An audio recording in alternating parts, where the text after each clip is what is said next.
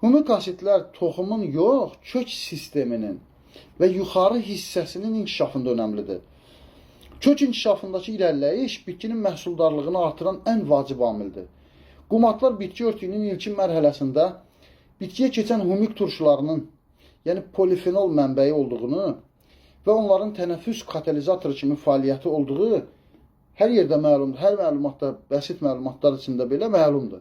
Bu bitkinin yaşamaq fəaliyyətinin artırmasına səbəb olur. Enzim sistemlərini intensivləşdirir, hüceyrə bölünməsini sürətləndirir, kök sistemləri böyük inkişaf göstərir və quru maddənin məhsuldarlığı artır bitkidə.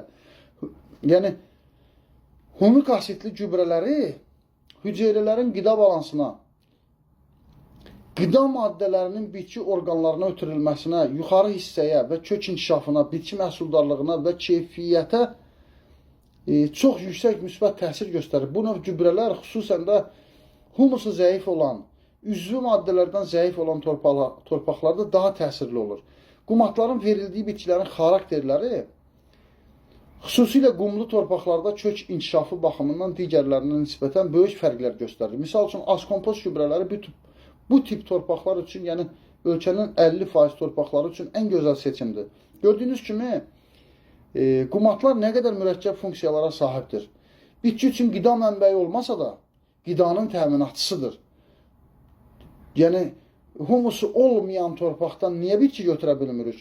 Mineralını verəcək, gübrəsini verəcək, niyə bitki götürməyək? Çünki orada humus yoxdur, qida təminatçısı yoxdur. Qida deyil humus, amma qidanın təminatçısıdır. Qidanın torpağın fiziki xassələrinə, məsələn, su tutma qabiliyyətinə, havalanmasına əsaslı təsir göstərir.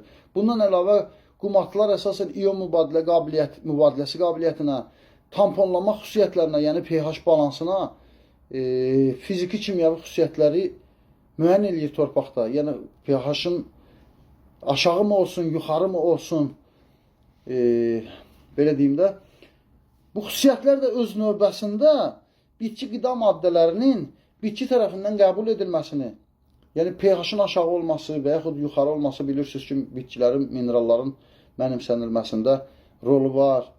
Eyni zamanda mənasız duzların, faydasız duzların, bitki tərəfindən mənimsənilməyən duzların ortamda neytrallaşması, mineralların mənimsənilməsində rolu var. Və demək istədiyim humik asid, bu pH mı deyim, nə bilim, anion-kation mübadiləsi qabiliyyətinə mi görə deyim, bu şəkildə əldə elədiyi mineralları, yəni bloklanmış mineralları parçalanmasından əldə elədiyi mineralları saxlanmasını təmin etməklə yanaşı, həm də torpağın şoranlanmasının, turşuluğunun mənfi təsirlərindən qoruyur. Yəni, o əldə elədiyi minerallar daha torpağın duzluluğu tərəfindən, qumatın əlindən alınmır. Şelatlandısa, qumat tərəfindən və yaxud karbon OH qrupu ilə reaksiyaya girdisə hansısa kation, onu da onun əlindən heç nə ala bilmir. Hansısa mühit dəyişikliyi onu ala bilmir. Tərkibində kifayət qədər humus olan torpağın bitkilərin inkişafı və böyüməsinə müsbət və aydın bir şəkildə təsir göstərdiyi qəti sübutdur. Yəni, düşünürəm ki, qəti sübutdur o mənada deyirəm ki, yəni hər kəs üçün ən belə torpaqdan başa çıxmayan adam da bilir ki, qara torpaq daha məhsuldardır. Yəni, bunu indi cümlə başqa bir formada qurulmağına baxmayaraq, yəni qara torpaq humusu daha çox olan torpaqdır və bu da daha məhsuldar torpaqdır. Bu, ən bəsit bir şəkildə hər kəs tərəfindən qəbul olunan informasiyadır. Düşünürəm ki, daha qumat nədir və nə işə yararır sualı verilməyəcək. Çünki qumata aid bütün suallara cavab vermək zaten mümkün deyil. Müəyyən qədər suallara cavab verdim. Yəni, bizim hamımıza aid olan, əkinçiyə aid olan, fermerə aid olan mövzuları işıqlandırdım.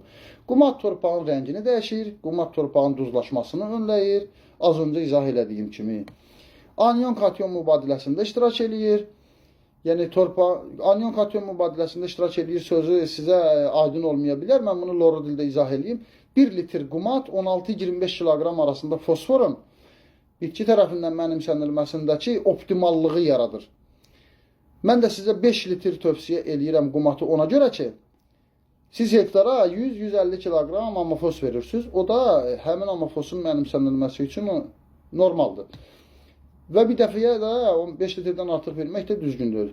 Daha sonra torpağın pH balansını tənzimləyicisidir. Torpaq əmələ gəlməsini başladır. Yəni bayaq izah elədiyim torpaqda şirələnmə necə baş verir? Qumun üstünə qum at verdikcə torpaq başlayır şirələnməyə. O el arasında deyir ki, bu şirəli torpaqdır. Həmin o şirəni yaradır torpaqda və s. və ilaxır. Başqa hər hansı bir sual yaranarsa buyurun yenə də cavablayacağıq.